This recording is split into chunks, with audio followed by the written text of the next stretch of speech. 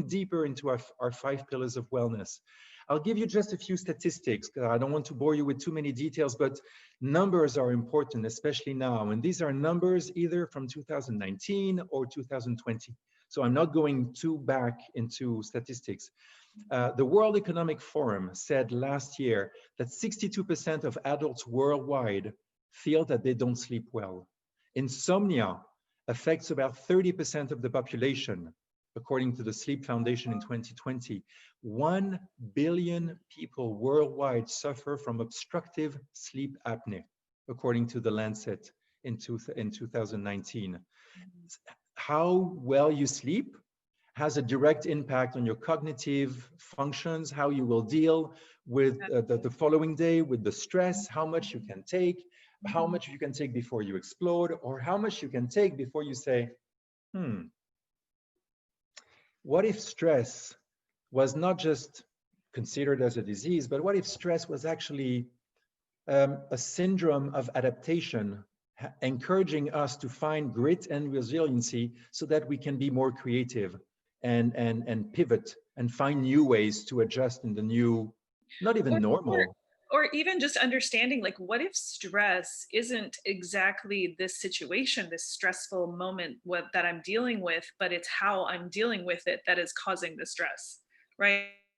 And part of that is your lack of sleep and lack of wellness, because like you said, if you have insomnia, for what percentage of your life, you don't get that sleep back, right? So you keep it wears you down. I'm so lucky I sleep so well. Like, I've always even as a kid, Christmas time, my mom was like, "Hey Cheryl, you getting out of bed?" So I'm lucky. But I know a lot of people that don't sleep well, and that's definitely a very important subject. Yes. Sleep affects how you process events in your life, how you process emotions, how you process sugar. The poor quality of sleep has an impact on getting overweight, obese, and generating type 2 diabetes. So there's a lots of things that we can say about that, and how we can encourage people to.